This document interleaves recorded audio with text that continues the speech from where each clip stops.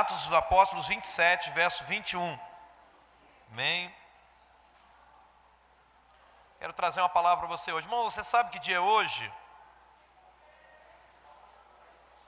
Se falar que é terça-feira, eu vou descer e vou te pegar, viu? Que dia é hoje, irmão? 31 de outubro. O que se comemora hoje?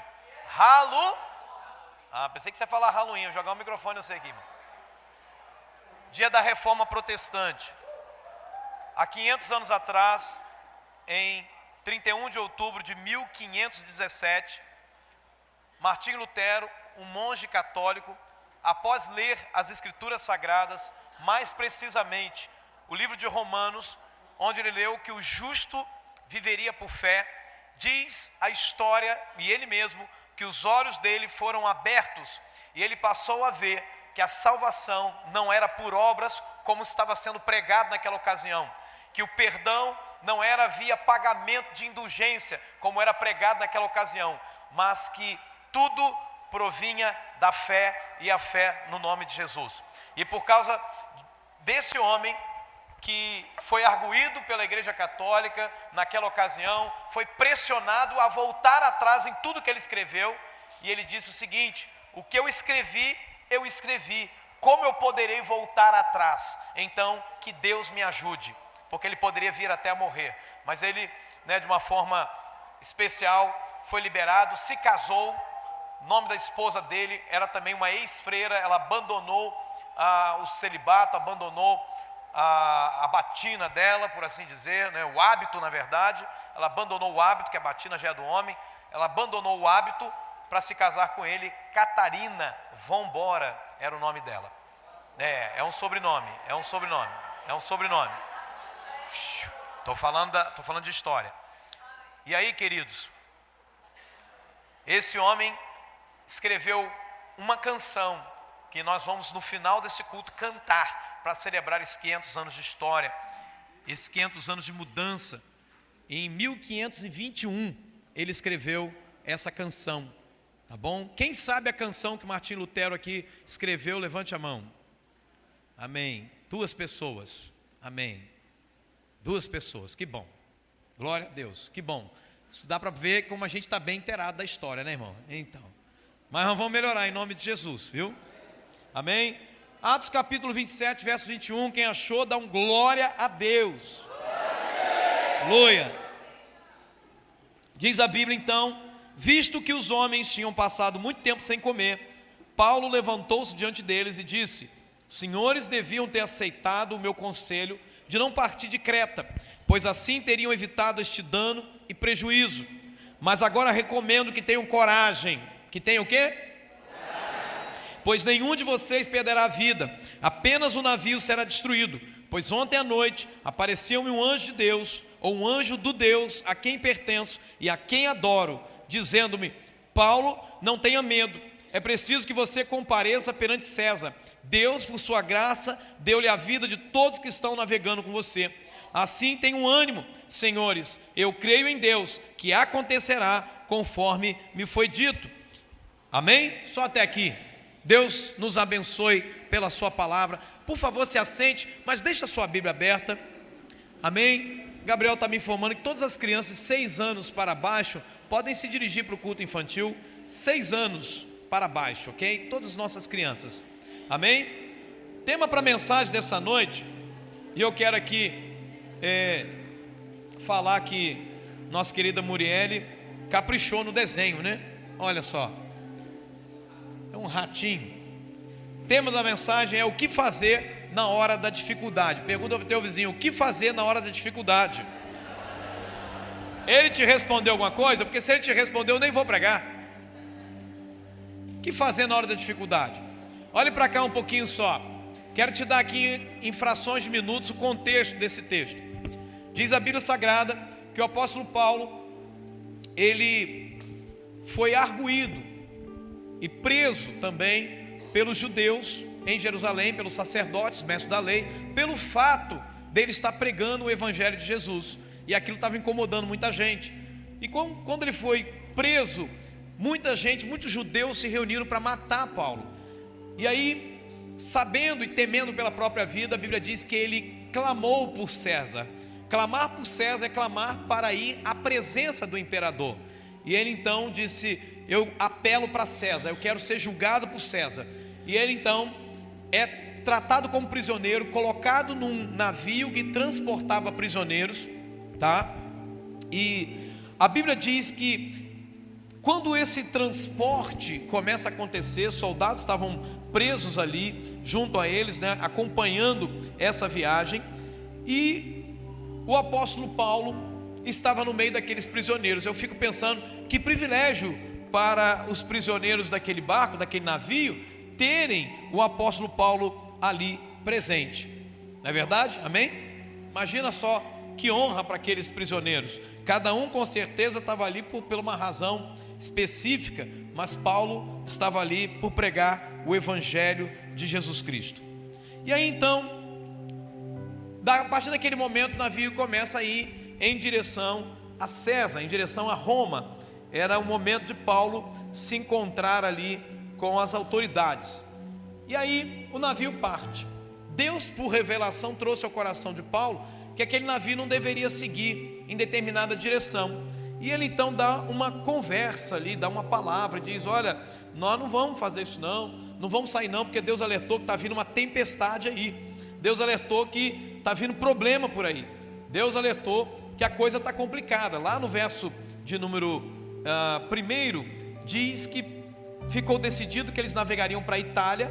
Paulo e alguns outros presos foram entregues para um centurião chamado Júlio, que pertencia ao regimento imperial. E eles então embarcaram nesse navio, né, o Adramítio, e ele partiu para algumas províncias da Ásia, porque não dava para fazer uma navegação completa.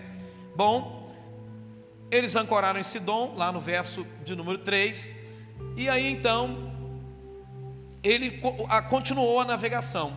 Só que aí, queridos, Paulo recebeu essa orientação de Deus, de que não deveriam seguir viagem. No entanto, o pessoal não queria dar ideia àquilo que Paulo estava falando. Aliás, eu quero até que você acompanhe, lá no verso 10, ele diz: senhores, eu vejo que a nossa viagem será desastrosa e acarretará grande prejuízo para o navio, para a carga e também para a nossa vida. Mas o verso 11 diz que o Júlio, o centurião, em vez de ouvir o que Paulo falava, ele seguiu o conselho do piloto e do dono do navio, né? Isso aqui está lembrando muito, a gente sabe o que é o Titanic, né? Porque o camarada que fabricou o navio, ele disse o seguinte: nem Deus afunda esse navio, fique tranquilo, não vai acontecer nada, né? E a gente sabe o que aconteceu.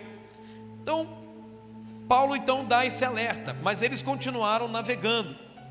E aí lá no verso 13 começa uma tempestade, começando a soprar suavemente o vento sul. Eles pensaram que haviam obtido o que desejavam, ou seja, está tudo bem, mas na verdade não.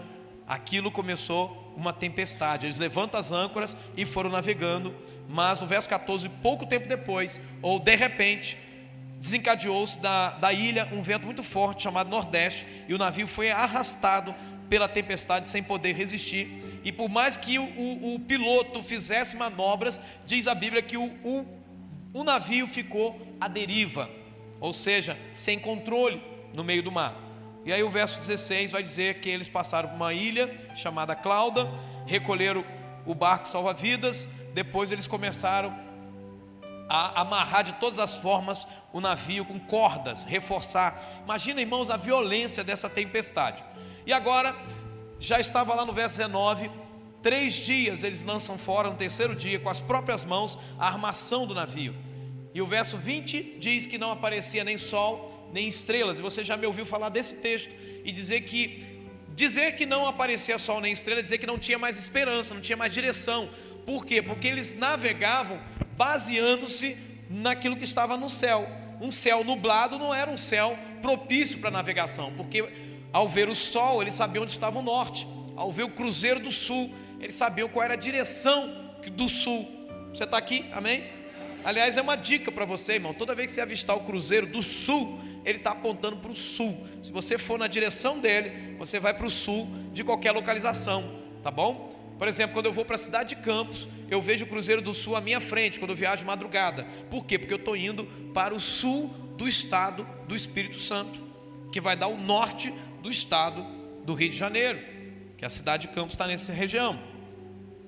E aí então, irmãos, toda aquela situação, já tinha gente falando que estava pensando em matar, né? Melhor matar logo os prisioneiros, vai fugir todo mundo, a gente mata logo, resolve o problema. E aí, irmãos, eles estão diante de uma dificuldade. E eu aprendo com o apóstolo Paulo o que eu devo fazer na hora de uma dificuldade. E aí, dificuldade, você pode dar o nome que você quiser. Pode ser uma dificuldade no seu casamento, por exemplo. Pode ser uma dificuldade lá no seu trabalho. Pode ser uma dificuldade na sua célula. Pode ser uma dificuldade, irmão, no seu coração. Pode ser uma dificuldade na sua família. Pode ser uma dificuldade financeira. Pode ser, irmão, pode ser toda uma dificuldade dentro da igreja. Seja qual for a dificuldade, este texto dá para mim e para você princípios que vão nos ajudar a nós lidarmos com a hora da dificuldade. Quantos estão ouvindo essa palavra? Glória a Deus. Então, primeira lição que eu aprendo de fazer na hora da dificuldade é que eu devo ter uma visão clara do problema. Diga comigo, uma visão clara do problema. Amém? Quando Paulo se levanta lá, irmãos, no verso 21, porque aqueles tripulantes do navio, eles não tinham comido, eles estavam já há muitos dias, olha lá no verso 21, eles tinham passado muito tempo sem comer. Por quê? Porque se eles perderam a esperança de viver, eles passaram muito tempo sem comer. Aliás, eu quero abrir um parênteses aqui e quero recomendar para você um filme, tá bom? Um filme, o nome do filme é Invencível. Veja esse filme, tá bom? Anota aí e veja esse filme, Invencível, tá? É um filme baseado na história real, tá bom? De um americano que foi campeão olímpico e depois ele teve que ir para a guerra. E aí acontece uma série de coisas. Mas tem um dado que o filme omite que eu quero trazer para você. O Luigi Zamperini, que é o nome do personagem, não só o personagem, mas o personagem real, né, da vida real, Luigi Zamperini, ele se converte a Jesus Cristo por meio da pregação do grande Billy Graham, tá bom? Então assista lá porque você vai entender alguma coisa aqui importante. Fecha o parênteses. Paulo diz o seguinte, lá no verso 21, ele observa que todo mundo está sem comer, e ele se levanta no meio deles, e ele dá uma palavra. Paulo não esconde, irmãos, o fato de qual era o real motivo deles estarem passando esse aperto. E ele diz, olha, o problema, ele vai dizer, senhores, os senhores deviam ter aceitado o meu conselho de não partir de Creta, pois assim teriam evitado este dano e prejuízo. Meus irmãos, quando eu penso na realidade das dificuldades que nós passamos, nós precisamos entender o seguinte, olhe para cá, todo mundo, por favor. A razão principal de toda e qualquer dificuldade que a gente passa é a desobediência. Paulo está dizendo isso, se vocês me obedecessem, isso não teria acontecido. Todo problema, toda dificuldade na minha vida, na sua vida, tem fundamento na desobediência.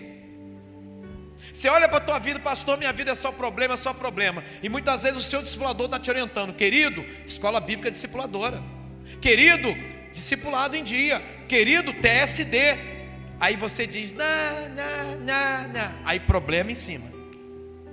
É comum, meus irmãos, quando nós atravessamos dificuldades, nós nos enganarmos acerca do real fundamento do problema.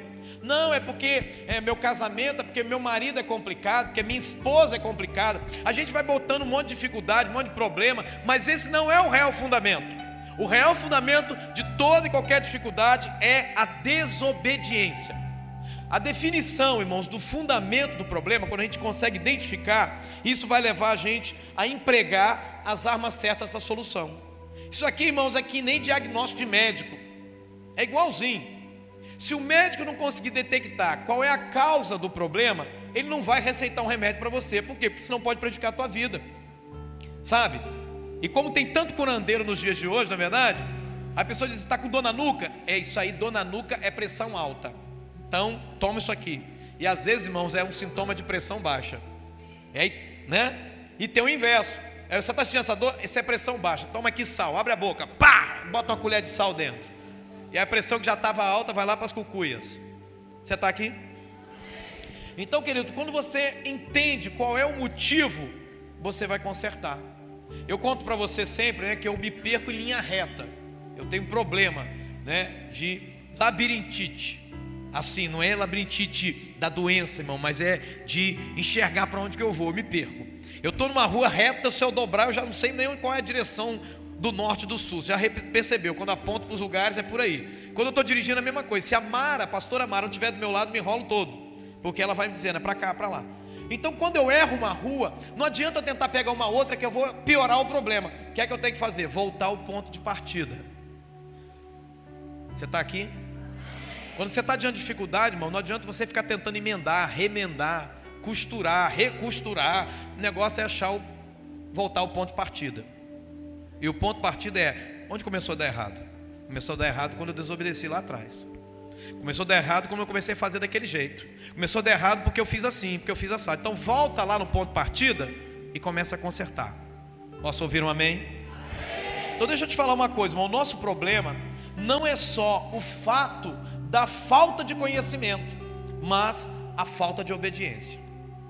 A gente diz, eu não sabia. Irmão, no fundo a gente até sabe, mas a desobediência nos impede de fazer o que é certo. Todo mundo sabe, né, que a Bíblia orienta que você não deve fazer sexo antes do casamento. Isso não é novidade para ninguém, irmão. Isso não é pregação conservadora. Isso não é regra da igreja evangélica. Isso é Bíblia. Isso é conceito social. E aí sabe qual é a questão? Mesmo assim as pessoas desobedecem e erram nessa área. E depois começa a padecer e fica, não sei por quê, Deus, por quê? Então o problema principal é a falta de obediência. Quantas vezes já aconselhei pessoas nessa igreja, que hoje estão passando por luta e problema, dificuldade, estão passando, irmão, por tempestade, mas porque não ouviram os conselhos. Gente que eu tive a oportunidade de sentar e falar, querido, não vá por esse caminho. Você tem certeza, querido? Olha, presta atenção no que eu estou te falando. Eu quero o teu bem, eu sou seu pastor, te amo. E a pessoa, não, pastor, não, tem nada a ver não. E depois sofre e ainda bota mais gente para sofrer no meio do pacote. Todo problema tem o seu fundamento. Vamos ler isso juntos? Todo problema tem o seu fundamento na desobediência. Então vamos parar aqui um pouquinho e pensar. Que problema você está vivendo, irmão? Fundamento da desobediência. Por exemplo, todo mundo sabe que ficar comendo comida gordurosa entope as veias. Todo mundo sabe comer massa o tempo todo, né? Aquele pão quentinho, né? Quem não quer um pãozinho quentinho, fumacinha subindo, né? Você bota no pacotinho, você bota a mão, olha como é que está quentinho. E comendo aquele negócio de 4, 5 pães. Não é verdade? Olha Deus revelando aí. Vai criar gordurinha na barriguinha, irmão. E aí a barriguinha daqui a pouco vai virar um barrigão. E você sabe que a gordura abdominal, irmão, complica a tua vida. Risco de infarto. Todo mundo sabe, irmão. O pessoal que gosta. Não, porque lá, na época do Elvis Presley, década de 70, todo mundo fumava. Que gera câncer de pulmão, câncer de esôfago. Todo mundo sabe que a biritinha, irmão, a birita, mardita, guaraná em pó. Então, que aquilo gera também câncer de estômago e fígado. Mas as pessoas vão se aventurando. Todo problema tem o seu fundamento na desobediência. Pastor, mas eu, graças a Deus, não faço nenhuma dessas coisas, mas eu sofro. Todo problema tem o seu fundamento na desobediência. A desobediência de Adão te alcançou e me alcançou. Todo problema tem o seu fundamento na desobediência. Você está aqui? Muitos de nós, irmãos, nós enfrentamos problemas que na verdade eles poderiam ter sido evitados se nós simplesmente aprendêssemos a obedecer. Não é verdade, irmão? Só isso, irmão. É basicão, irmão. Isso aqui é coisa de Mobral, Movimento Brasileiro de Alfabetização, irmão. Isso é coisa básica, irmão. Isso aqui é ensino fundamental, irmão. Isso aqui é coisa que a Zaf aprende na escola. Tem problema que não precisava passar. Só obedecer, estava no lucro. Posso ouvir um amém? Amém? Quando você pensa, por exemplo, uma pessoa doente, ela vai para o hospital, vai fazer uma consulta, e ela está lá na consulta, e ela conversa com o médico, conversa daqui, conversa dali, conversa lá, e o médico passa lá um remédio. Olha, tem que tomar esse remédio aqui de 8 em 8 horas. Ok? 8 em 8 horas. Aí você todo feliz vai lá, compra o remédio, leva para casa, bota na cabeceira da sua cama e diz: esse remédio vai me curar. E você dorme e não toma o remédio. Vai curar você, sim ou não? Claro que não, irmão. Aí você diz: não, mas eu vou tomar o remédio, mas vou tomar a hora que eu quiser e no intervalo que eu quiser.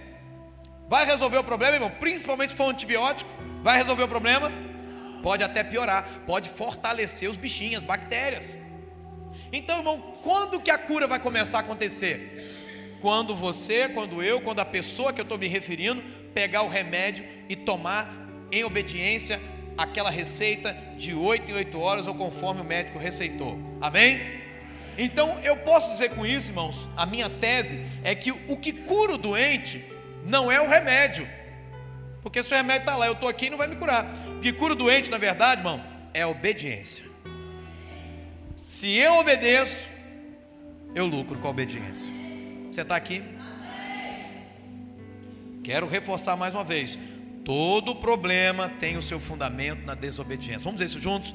Todo problema tem o seu fundamento na desobediência.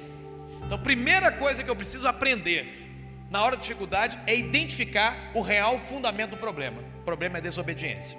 Onde eu desobedeci? O que é que eu fiz de errado aqui? Aonde eu pisei na bola com esse negócio? Se não fui eu, alguém desobedeceu. Foi Adão. Adão desobedeceu e me botou nesse buraco. Você está aqui? Muito bem. Segundo conselho de quem ama: o que é que eu devo fazer na hora da dificuldade? Olhe para a sua Bíblia. Verso 22. Paulo então diz: mas agora, depois de identificar o real problema, ele parte para a segunda ação. Ele diz: mas agora eu recomendo que vocês tenham coragem, pois nenhum de vocês perderá a vida, apenas o navio será destruído. Aleluia! O que quer dizer isso, irmão? Libere uma palavra motivadora na hora da dificuldade. Mas o que é que a gente faz na hora da dificuldade? Libera uma palavra de derrota. Eu nasci para sofrer.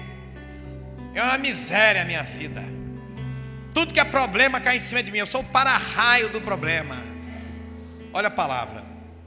Irmão, quando eu e você entendermos profundamente que a palavra que nós liberamos dos nossos lábios, ela tem poder, e o poder dela vai agir primeiro na nossa vida. Vai agir não na vida do outro, não. Vai agir primeiro na nossa. O mal virá para nós. Uma mãe que amaldiçoa um filho, uma filha, um pai que amaldiçoa seu filho, vai sofrer o dano da maldição que ele está liberando. O filho pode até se desvirtuar, mas o que aquele pai liberou vai voltar para ele. Você está aqui? Meu irmão, quando a gente está diante de dificuldade, a gente tem que ter uma palavra. Eu fico triste às vezes, irmãos, com algumas pessoas que se aproximam de mim. Você está conseguindo me ouvir bem? O teclado não está alto aí para você não? Está tudo bem aí? Às vezes se aproxima de mim para contar uma dificuldade, e eu reajo, irmão. Toda vez que eu ouço uma dificuldade, raramente eu reajo assim: nossa, difícil, né? Você não vai me ver reagir assim. Em geral eu reajo assim: tá, querido, amém, mas nós vamos orar, Deus vai mudar isso, vai ser diferente. Só que eu penso que com isso, irmãos, quando eu libero uma palavra motivadora, eu penso que com isso a pessoa vai falar assim: amém, pastor, que bênção, é mesmo, pastor, o senhor acredita? A pessoa fala: ah, pastor, parece que o senhor não sabe o que eu estou passando.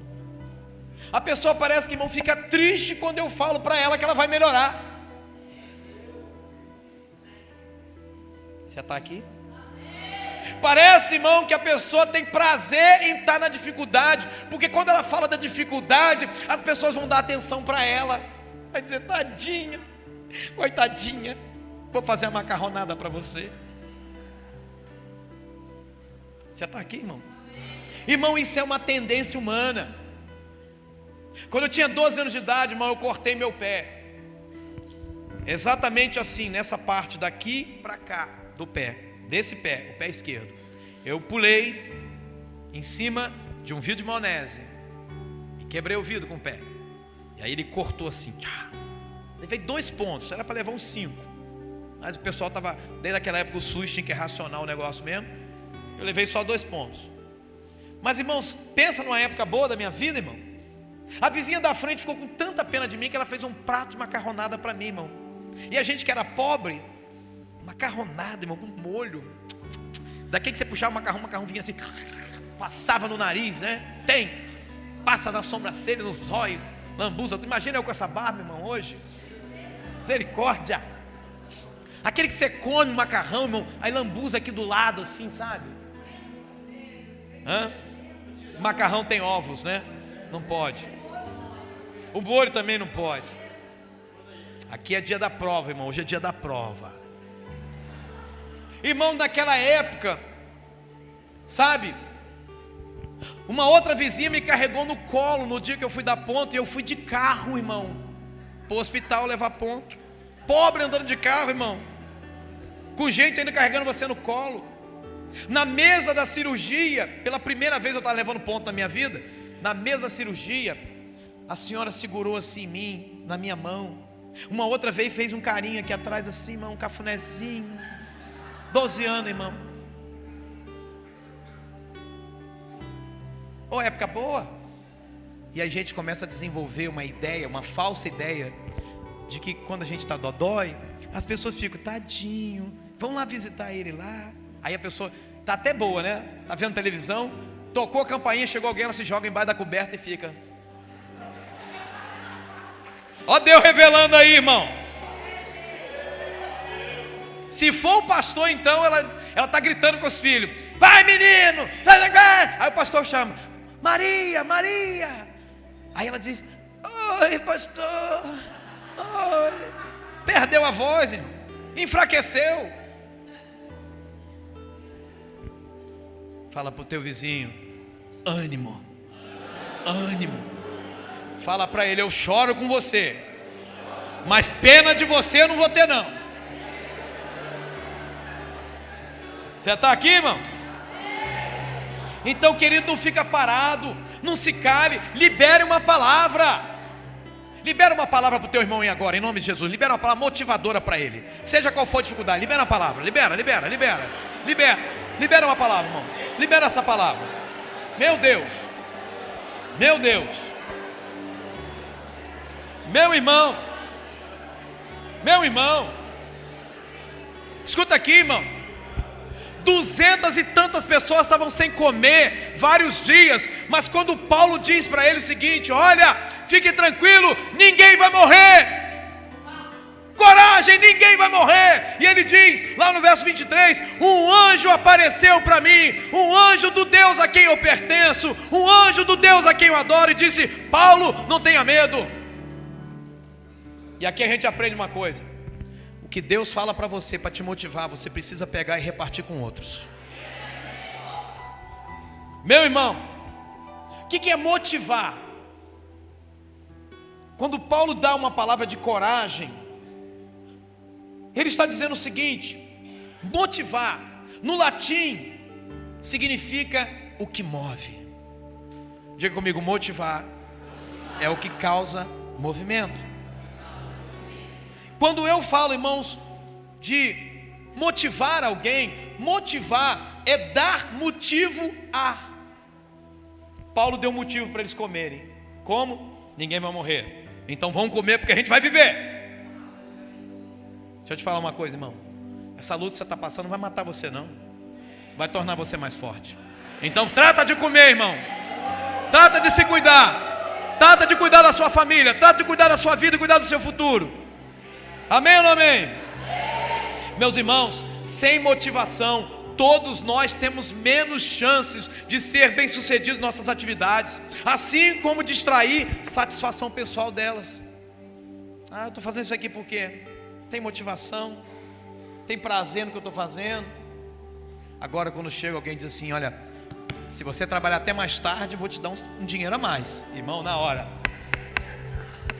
Cadê o saco para carregar? É ou não é verdade, irmão? Escuta aqui, irmão. Jesus sabendo disso, falou para mim e para você, aquele que perseverar até o fim, esse será salvo. Aquele que perseverar até o fim, vai sentar no trono do meu Pai, porque eu vou dar direito para ele. Aleluia! Você está aqui, irmão? Deixa eu te dar uma dica. Quando você for bater uma laje na sua casa, não chama ninguém para bater laje não, irmão. Chama o pessoal para feijoada. A laje é só um detalhe. A laje você conta depois, irmão. Viu? Convida para feijoada. O pessoal vai aparecer lá 7 horas da manhã para feijoada. Vai ter gente que você nunca viu, vai dizer assim: é aqui que é feijoada hoje? É aqui que é feijoada? Aí vai, é a feijoada, mas primeiro a gente vai subir na laje. Feijoada é lá em cima. Meu irmão, se não tiver uma palavra de motivação, querido, a situação vai piorar na hora da dificuldade. Quer ver uma coisa? Pega uma célula que está passando por dificuldade e esse líder não tem uma palavra de motivação para você ver o que acontece. A célula afunda, morre. Você está aqui? Quando Davi, irmão, vai levar comidinha para os seus irmãos, a Bíblia diz que ele foi motivado pelos prêmios que ele receberia se ele vencesse Golias. Quer que eu ganhe matar o gigante? Ó, a mão da filha do rei em casamento. É mesmo? Mais o que? Isenção de impostos para a família do camarada. É mesmo? Mais o que? Terras. É mesmo? Mais o que? Fama. Ele disse: eu sou o cara. E partiu para cima e matou Golias. Você está aqui? Diga comigo: realização e disposição partem da motivação. Quem é motivado, realiza. Quem é motivado tem disposição para fazer. Agora quem não é, fica assim: não sei para que eu casei, não sei para que eu tenho filho, não sei para que eu trabalho, não sei para que eu como tanto. Deixa eu te falar uma coisa. Uma palavra motivadora, ela vai produzir 3 coisas. Sabe? Diga comigo. Primeiro, interesse. Ela vai agir no campo da razão. Davi, quando pega a palavra, ele quer saber o seguinte: o que eu faço? Agir no campo da razão. Ó, você vai ter a mão da filha do rei. Eu falei: o quê, pai? Aquele avião? Uau!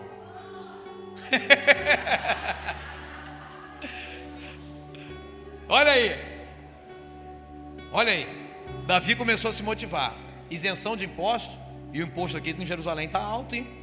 Olha aí. Ó, razão. Ele começou a fazer conta, irmão, na cabeça. Presta atenção aqui, olha para mim. Ele começou a pensar. Quando você recebe uma palavra motivadora, você começa a pensar: é mesmo, né?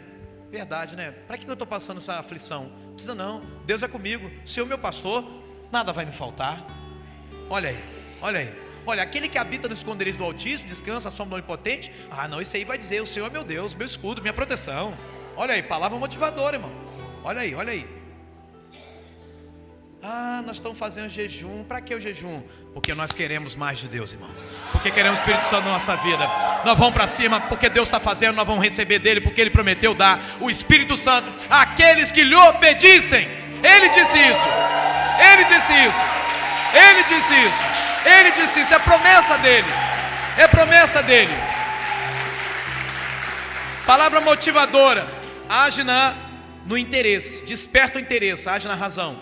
Outra coisa, age na vontade. Desperta o estímulo. Quer ver uma motivação, irmão, para alguém correr? É um pitbull na canela do cara. Meu irmão, ele vai que nem um atleta. Sai da frente, irmão. Motivação, vai agir no estímulo. A vontade do camarada foi alterada. Ele falou assim: eu vou ficar aqui sentado nesse meio-fio aqui, nada para fazer. Solta o pitbull, sai correndo. Estimulado. Terceiro, palavra motivadora age nas nossas emoções, na alegria, no entusiasmo. Percebeu, irmão? Percebeu como que você sai da casa de Deus? Fala assim: se o diabo aparecer hoje, eu acabo com ele, irmão. Eu pego o chifre aqui para cá e rasgo no meio, irmão. Não é verdade? Porque a palavra de Deus motiva a gente o tempo todo, irmão. Nos leva para cima, nos leva para frente. Você está aqui? É igual o médico, né? O médico chegou para Lúcia e falou: Lúcia, você tem 1% de chance. 1%. O que é que a Lúcia fez? Pegou e falou assim: ó, está aqui 1%. Se eu sou com 0 faz 100, imagina com 1%. É ou não é verdade, irmãos? E Deus fez na vida da nossa irmã. Vamos dar glória a Deus aí. Aleluia. Aleluia. Aleluia. Irmãos, eu tenho a prática de ver alguns filmes. Eu gosto de ver filme. Mas geralmente eu só me decepcionei uma vez com um filme, porque sempre eu já penso o que vai acontecer no final. Tipo, sempre o mocinho fica vivo. Não é verdade? É óbvio. Batman morrer não tem lógica, irmão. Como é que vai ter o 2? Como é que tem Batman o retorno, Superman o retorno, irmão? Aliás, você que está vendo Liga da Justiça, Superman morreu, mas não morreu não, entendeu? Relaxa que ele está de volta daqui a pouco. Relaxa. Mas e o que acontece? Tem gente que fica nervosa. Ai, meu Deus. Calma, irmão. Quando a gente sabe que o mocinho não morre no final, o que vai acontecer? A gente não vai se assustar com aquilo que ele está sofrendo durante o filme. Tipo o filme de Van Damme, apanha, dá só uma viradora no alto, né? Pum, mata o cara, derruba o cara, ganha um campeonato. Não é verdade? Então quando a gente olha para o filme, risco de morte, é só risco, irmão. Não tem morte. Eu só me decepcionei uma vez, sabe aonde? Coração Valente, é porque eu não conhecia a história. Falei, não, na hora que prenderam o Mel Gibson lá, falei, é ruim, daqui a pouco os camaradas vão vir, os rebeldes lá da turma dele, vai pegar, arrebentar todo mundo, ele vai sair de lá ileso. Aí, irmão, não saiu. Mataram o cara. Eu falei, pelo amor de Deus, esse filme aí tudo bem, respirei fundo, falei, mas tudo bem. Aí fui assistir o Patriota, um filme que foi lançado logo depois com o Mel Gibson, que ele é o Patriota. De novo ele está ajoelhado e um cara com a espada na mão, e ele não tem nada na mão, e o cara vai cortar a cabeça dele. Falei, de novo não, aí não. Falei, mas não é possível, 2 vezes, mesmo, não é possível. Não, aí ele abaixa, irmão, a espada passa, ele mata o cara, ele fica vivo no final, irmão. Aí 2 filmes que você não precisa nem ver, que eu já contei para você a história. Meu irmão, verso 23, o que a gente faz na hora da dificuldade? Paulo diz, pois ontem à noite apareceu um anjo de Deus, do Deus a quem pertenço e a quem adoro, dizendo-me, Paulo, não tenha medo, é preciso que você compareça perante César. Deus, por sua graça, deu-lhe a vida de todos que estão navegando com você. Ok? Aí ele diz no verso 25, assim, tenham ânimo, senhores, eu creio em Deus, que acontecerá conforme me foi dito. O que é isso, irmão? O que é isso? O que é isso? O que você faz na hora de dificuldade? Anote aí. Transmita a outros a sua confiança em Deus. O anjo falou com Paulo, Paulo, fique tranquilo, você não vai morrer. E as pessoas também não vão não.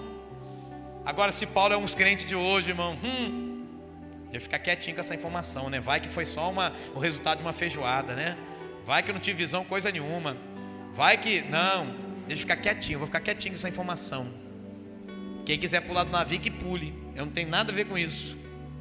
Mas Paulo era um ganhador de alma. Paulo não queria perder ninguém, irmão. Paulo começa a transmitir para os outros a confiança que ele tinha em Deus. Ele falou, ó, o Deus a quem pertenço, o Deus a quem adoro, falou comigo que eu vou viver e vocês também. Então eu acredito nisso e vocês também deveriam acreditar. Amém? Escute uma coisa, irmão. Você precisa transmitir para outros a confiança que você tem em Deus. Quem é que sabe o quanto você confia em Deus? Na sua casa, alguém sabe? Na sua família, alguém sabe? Sua célula sabe o quanto você confia em Deus? Seus vizinhos sabem o quanto você confia em Deus? Pastor, como que eu posso transmitir essa confiança? De forma prática, vamos lá. Lições básicas. Primeiro, não murmurando. Porque quem murmura, irmão, não confia em Deus. Chupa essa manga aí agora. Quem murmura não confia em Deus, porque quem murmura está dizendo que não tem pai para cuidar dele. Porque quem murmura está sempre reclamando. O próprio Jesus falou isso lá em Mateus, que uma pessoa que vive de ansiedade é porque não tem pai. Jesus falou, os gentios é que ficam procurando essas coisas, mas vocês têm pai. Fala para o teu vizinho, você tem pai, querido? E fala assim, talvez não te falaram, mas teu pai é o dono de tudo aí, ó. É o poderoso chefão, é ele, irmão. Quando ele manda, irmão, até o diabo obedece. Aleluia. Diz a palavra, nem murmureis, como alguns deles murmuraram e foram destruídos pelo exterminador. Primeira carta aos Coríntios, capítulo 10. Segundo, como é que eu transmito aos outros a minha confiança em Deus? Irmão, suportando com paciência a tribulação. Estou na dificuldade, estou na prova, mas eu sou paciente, porque Deus entrou comigo na prova. O meu Deus mergulha comigo nas águas profundas, o meu Deus caminha comigo no fogo, o meu Deus não me abandona. Só que eu sei que dói, irmão, porque quando você entra na prova, você entra na tribulação, você parece que nunca vai acabar, irmão. Nunca vai acabar, irmão, nunca vai acabar. Nunca vai acabar. E já percebeu, irmão, Quando você está na prova, irmão, você fica sempre menor do que você é. Você faz a prova sempre aonde? Sentado. Ninguém faz prova em pé, de nada. Tudo que é prova você faz sentado. Mas quando você termina, você está como? De pé. Quando terminar essa prova, você vai ficar de pé sobre ela, sobre a sua dificuldade, sobre os seus problemas, em nome de Jesus. Receba isso aí. Diz a palavra. E assim depois, Romanos capítulo 4. E assim depois de esperar com paciência, obteve Abraão a promessa. Qual é a promessa? O filho prometido. E aí então diz a palavra: regozijai-vos, quer dizer alegrai-vos na esperança, e sede pacientes na tribulação, e na oração perseverantes. Isso aqui, irmão, é para você que começou os 40 dias e parou no 10º. Ah, não aconteceu nada. Ué, o propósito é 40, quem disse você que era 10? Quem te enganou? Não, mas aí eu troco com Deus. O jejum está pedindo para fazer isso, mas eu vou fazer aquilo. Ué, quem é você que está agora assim mandando? Ué, Deus dá uma direção e você vai fazer outra? Não, é porque Deus falou que tem que viver em santidade. O pastor está pregando, diz, não, mas eu fiz um troca com Deus, eu vou fazer sexo, depois eu vou casar e vai ficar tudo certo. É a mesma coisa, irmão. Concessão de jejum é concessão de pecado também na nossa vida. Se a igreja tem uma direção, você tem duas opções: ou faz ou não faz. Agora mudar como você quer, irmão, aí não. Aí lascou. O mínimo da humildade de alguém era ligar para a sua liderança e falar: meu pastor, estou numa situação aqui, o senhor me abençoa, o senhor me libera desse jejum. Porque foi o pastor que instituiu, o pastor que trouxe, Deus colocou no coração do pastor. O único que teria autoridade para mudar isso seria eu com você. Mas como eu sou bom, eu não vou mudar coisa nenhuma. Estou brincando, irmão, cada caso é um caso. Cada caso é um caso. Você está aqui? Terceiro, como é que eu comunico aos outros a minha confiança em Deus? Reconhecendo o problema, mas vendo a vitória. Estou na prova, mas eu já vi que Deus vai fazer acontecer. Olha o que diz o texto. E agora é 2 Coríntios capítulo 4. Não atentando nós nas coisas que se veem, mas nas que não se veem, porque as que se veem são temporais, e as que não se veem são eternas. O problema que você está vendo, irmão, passa com o tempo, é temporal, está dentro do propósito do tempo. Mas o poder de Deus é atemporal. Você pode não ver, mas é como eu tenho dito, o Espírito Santo é como o vento. Você não sabe de onde está vindo, não sabe para onde está indo, mas você vê os efeitos dele. Por onde ele passa, ele deixa a marca. Assim é todo aquele que é nascido de Deus. O Espírito Santo faz isso na nossa vida. Aleluia. Como é que eu comunico aos outros a minha confiança em Deus? Anota aí: contando as nossas vitórias e experiências. Irmão, o poder do testemunho é algo fantástico. Se Deus está fazendo algo na sua vida, deixa eu te dar um conselho. Peça ao teu líder de célula: meu líder, me dê 5 minutos, me dê 3 minutos, mas me deixa contar o que Deus fez na minha vida essa semana. Transmita aos outros sua confiança em Deus. Eu quero louvar a Deus, irmão, pelos irmãos e pelas irmãs que têm vindo no púlpito e têm coragem de contar o seu testemunho e falar da sua vitória.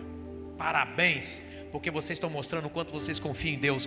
E como vocês confiam, está levando outros a confiarem também. Então discute uma coisa: não pare de dar testemunho. Não pare de contar o que Deus está fazendo. Conta na célula, conta na rua, conta na igreja, conta no púlpito, conta em qualquer lugar, irmão. Conta na vigília, conta na oração de manhã, na oração do meio-dia, na oração da... Conta, irmão. Fale e não te cales.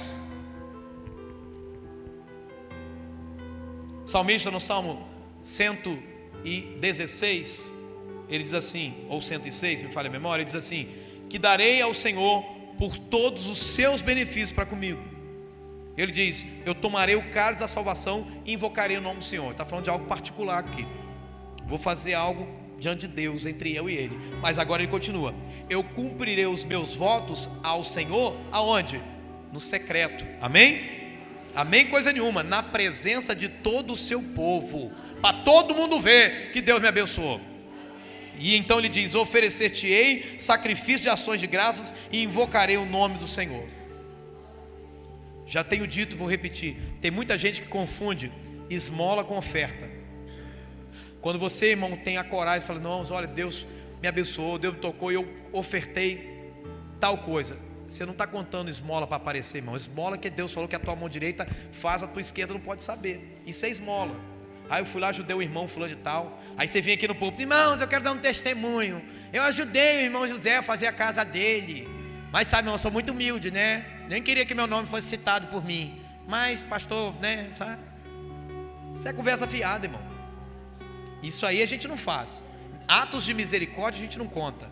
Agora, semeadura a gente pode contar, porque Deus se agrada disso. Olha, nós precisamos contar as nossas vitórias, experiências. Ninguém fala assim, não, eu tenho medo, pastor, de eu contar. E aí, sabe, o pessoal tem inveja de mim. Pastor, o negócio está tão feio, que se eu for lá no púlpito e contar que Deus me abençoou com uma bolada de dinheiro essa semana, vai ter gente na minha porta no dia seguinte pedindo um emprestadozinho. Irmão, o negócio está desse jeito, irmão. Mas não deixa de contar não, irmão, porque Deus é glorificado quando você conta o milagre. Milagre só serve para uma coisa, irmão.